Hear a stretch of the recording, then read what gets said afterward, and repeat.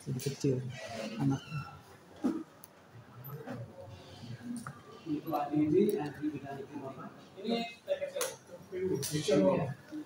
Jadi ini untuk pemohon ini berlaku yang tadi juga ya, nama terkait dengan Ahli, saya mau bertanya, coba bisa tolong menjelaskan dasar hukum untuk TPPU. Apakah itu TPPU itu apa sih sebenarnya? Baik, terima kasih. Izin yang mulia menjawab. Jadi TPPU itu ada diatur dalam Undang-Undang 8 tahun 2010. Ya. Ketentuan pidana ada diatur dalam pasal 3, 4, dan 5. Nah, secara singkat, pasal 3 itu bicara tentang pemindahan uang dari si pelaku tindak pidana pencucian uang. Bentuk pemindahan itu bisa ditransfer, bisa dialihkan, yang penting dipindahkan ke pihak ketiga. Itu pasal 3. Pasal 4 itu lebih kepada menyamarkan ya, hasil tindak pidana pencucian uang, disamarkan. Dan pasal 5 lebih pada penerimaan. Jadi ada orang yang menerima uang dari tindak pidana pencucian uang. Nah, dalam tindak pidana pencucian uang itu ada namanya predikat crime ya, atau tindak pidana asal, dan ada tindak pidana lanjutan atau follow up crime. Jadi sebenarnya itu ada dua tindak pidana, tetapi disatukan di dalam tindak pidana pencucian uang. Demikian. Oke. Pertanyaan saya tadi ahli sempat bilang ada pasal 3, 4, 5 ya, 3 pasif, 4, 5 aktif, dan ada di situ unsur yang ditulis adalah memindahkan uang yang tadi saudara ahli bilang, memindahkan uang yang merupakan hasil tindak pidana. Nah, manakah yang mendahului dulu, tindakan pidananya dulu atau pindahin uang dulu? Tindak pidananya dulu. Tindak pidana ya, dulu. Ada tindak pidana asalnya itu sebagaimana diatur dalam pasal 2 ayat 1 sampai Z. Kemudian dan tindak pidana itu adalah kalau kita lihat dulu ancaman pidananya tindak pidana asalnya atau predikat crime-nya yang lebih dahulu tadi itu adalah 4 tahun atau lebih. Baik. Nah, kalau misalnya ada seseorang ya dijadikan tersangka atas dugaan TPPU, pencucian uang, tapi dia atau penyidik ya belum tahu tindak pidana mana, jadi dia masukinnya misalnya tindakan pidana A, tindakan pidana B, tindakan pidana C, dia masukin semua KUHP-nya di situ, tapi belum ada satupun tindak pidana tersebut yang dapat dibuktikan unsur pidananya. Nah, itu bagaimana menurut ahli dalam hal tindak pidana TPPU? Jadi memang tindak pidana TPPU itu proses penyidikannya itu bisa dilakukan sepanjang ditemukan bukti bahwa ada perpindahan uang, dan perpindahan uang itu atau harta benda yang dimana perpindahan uang itu berasal diduga dari tindak pidana pencucian uang. Yang diduga tindak pidana pencucian uang. Contohnya adalah korupsi, ya, atau hasil perdagangan narkoba, atau dari perbuatan-perbuatan ilegal lainnya. Nah, untuk apakah tindak pidana asalnya harus dibuktikan, ini ada dua pendapat. Ya, ada yang menyatakan iya, tapi ada juga yang menyatakan simultan bisa. Ya, proses pembuktiannya. Jadi tindak pidana asalnya belum dibuktikan, tapi simultan dalam pemeriksaan perkara untuk tindak pidana pencucian uang. Jadi TPPU-nya atau tindak pidana pencucian uangnya bisa simultan dalam proses pemeriksaan dugaan tindak pidana asalnya. Karena tindak pidana asalnya bisa jadi belum diputus oleh pengadilan atau belum bisa dibuktikan oleh pengadilan. Belum bisa dibuktikan oleh pengadilan. Tindak pidana asalnya. Jadi kalau belum bisa dibuktikan oleh pengadilan, pertanyaan saya, bisakah seseorang itu dijadikan tersangka bahkan diproses pidana terhadap TPPU-nya? Ketika akan diputuskan perkaranya, dia harus berhenti dulu. Siap. Ya, harus berhenti dulu. Berhenti dulu ya. Ya, ketika akan mau diputuskan TPPU-nya, sementara tindak pidana asalnya belum pernah diputuskan atau belum pernah dibuktikan, dia harus berhenti. Oke, baik, terima kasih. Pertanyaan saya lainnya adalah ini berkaitan dengan pidana, tapi ada TPPU-nya juga. Jadi apabila seseorang ada diduga pidana awal, anggaplah penggelapan, ya, dia dianggap mengambil barang sesuatu yang sebagian atau seluruhnya milik orang lain di dalam kekuasaannya dengan cara dia memindahkan, bukan memindahkan, jadi sebenarnya sebuah badan hukum meminjam nama, ya, badan hukum meminjam nama kepada seseorang untuk jadi nomini di dalam akte. ya akte jual beli. Tetapi mereka sudah bikin surat bahwa menyatakan bahwa ini bukan tanahnya dia. Jadi maksud saya adalah dari awal sudah ditetapkan bahwa ini hanya pinjam nama dan tidak ada mens rea.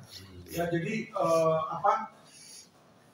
karena dia sudah bilang ini kan ini punya badan hukum ya, iya kata dia kan. Bikinlah surat ya kan. Oke, ini punya badan hukum diakui dan dia tidak ada sedikit pun ya keinginan untuk menguasai barang tersebut, tidak ada mens rea-nya.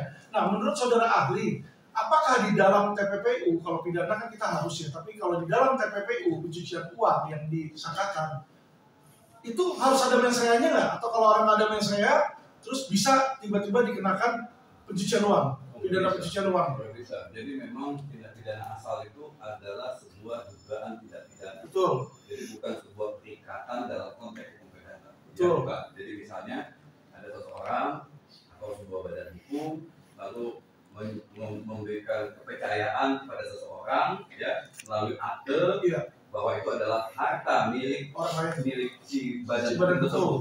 Jadi ada akte yang legal gitu diketahui oleh notaris. Betul. Nah itu bukan tindak pidana asal. Bukan tindak pidana asal ya. Ya, apalagi aktenya dipegang oleh si badan hukum, dia nggak mau ngambil. Gitu. Dan itu memang banyak terjadi bahwa dalam badan hukum itu harta memang dalam konteks badan hukum harus dipisahkan. Baik. Tetapi itu kalau tidak ada pemisahan itu bukan administratif. Baik. Tidak bisa digiring ke dalam sebuah tindak pidana. Baik. Oke. Hal lain lagi, misalnya di dalam sebuah badan hukum. Badan hukum ini saya kadang-kadang ini sulit untuk mendapatkan pinjaman kredit di bank, Pak. Ya, contoh saya lopam, kalau saya ke bank 99% pasti nolak. Ya, alhasil kita pinjam nama orang lain. Ya, pinjam nama orang lain untuk mengambil kredit tersebut. Tapi kredit tersebut hasilnya uangnya itu dipergunakan untuk si badan usaha, bukan yang namanya dipakai. Sedangkan cicilan dibayarkan oleh si badan usaha tersebut, Pak. Ya kan, karena kan beberapa badan usaha, Bapak mungkin kalau tahu perbankan itu sulit sekali, Pak, buat minta kredit. Lebih mudah kalau perorangan. Nah itu kalau menurut Bapak, di mana orang itu juga tidak ada niat memiliki, jadi ketika uang itu cair, dipakai untuk pembangunan gedung untuk si badan usaha. Tidak ada yang diambil. Nah itu apakah merupakan sebuah tindak pidana TPPU atau memenuhi unsur pasal-pasal pidana TPPU ya, Pak? Kalau kita kembali kepada doktrin dan asas, katakan tindak pidana itu atau strategi itu adalah akumulasi dari perbuatan yang melawan hukum ditambah dengan sikap batin jahat atau actus reus plus dengan mens rea. Ya, batin itu sama dengan pidana. Betul. Jadi ada perbuatan melanggar hukumnya, kemudian ada sikap batin jahatnya. Betul. Nah, jika elemen itu tidak ada pada satu peristiwa ya atau satu perbuatan, maka dia tidak bisa dikategorikan sebagai tindak pidana. Jadi malah di dalam KUHP baru, Pak, itu di tingkat penyidikan, itu penyidik wajib membuktikan ada alat bukti tentang mens rea itu. Baik. Di tingkat penyidikan, kalau yang di KUHP kita sekarang kan masih debatable ya. Betul. Apakah mens rea itu menjadi keharusan pembuktian, keharusan itu. Walaupun ada penyidik-penyidik yang modern, dia buktikan karena jaksa nanya jika batin, karena dia akan buktikan itu. Tapi dalam KUHP baru, mens rea dari tingkat penyidikan tidak hanya wewenang hakim yang memeriksa, tapi juga penyidik wajib menunjukkan itu. Jadi kalau satu ilustrasi yang Bapak sampaikan, itu sikap batin tidak ada. Betul. Maka kalau sikap batin tidak ada, jika salah satu unsur tadi tidak ada, maka dia tidak bisa digolongkan sebagai tindak pidana apapun, termasuk tindak pidana pencucian uang. Baik. Nah, kalau ada dugaan tadi lagi dibalik lagi penggelapan atau undang-undang tentang badan usaha, Pak, di mana badan usaha itu membeli aset, tapi dia beli aset balik lagi menggunakan nama si orang nomini ini, karena nomini ini sebagai pengurus bank percaya sama dia. Nah, tapi barangnya itu contoh beli sepedanya dipakai untuk badan usaha. Ya, dipakai untuk badan usaha, beli mesin buat badan usaha, beli pabrik, beli gedung untuk dipakai buat badan usaha, beli makanan untuk menghidupi karyawan-karyawan badan usaha di situ. Apakah itu bisa sekali lagi dikenakan sebagai mungkin mens rea atau pidana terhadap TPPU? Apakah bisa dianggap sebagai placement karena menggunakan nama orang lain ya yang bukan nama badan usaha itu, Pak? Kalau menurut Bapak, opini Bapak gimana sebagai Jadi kejahatan-kejahatannya jelas ya. Iya. A sampai dengan Z. Iya. Kita harus checklist ya. Iya. Apakah ada bentuk perbuatan sebagaimana diatur pasal 2 ayat 1 tindak pidana asalnya. Ya, kalau A sampai dengan Z tidak terpenuhi, maka itu bukan tindak pidana. Oke, kita masuk misalnya penggelapan, karena pidana lebih dari 4 tahun. Betul. Ya. Nah, penggelapan itu kan juga ada unsurnya menguasai satu barang, ya. Betul. Menguasainya itu tidak dengan melawan hukum, tapi digunakan untuk kejahatan. Betul. Ya.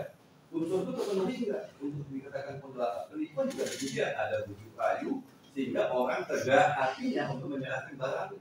Nah, kita akan checklist dari tindak pidana asal itu. Jadi kalau tidak ada, itu berarti persoalan administratif atau persoalan perdata bukan kewenangan saya untuk menjawabnya. Iya. Jadi SOP sebuah badan usaha baik yang korporasi maupun yang non korporasi memperkenalkan itu, ya. Ada aturan lainnya, ada aktenya, ada hubungan hukumnya, dan jelas bahwa aset tersebut bukan milik perorangan, tetapi adalah milik dari badan hukum tersebut, maka itu bukan kejahatan asal sebagaimana diatur di dalam pasal 2 ayat 1 Undang-Undang PPP. Terima kasih Ali, dari saya sudah cukup, mungkin sudah makan.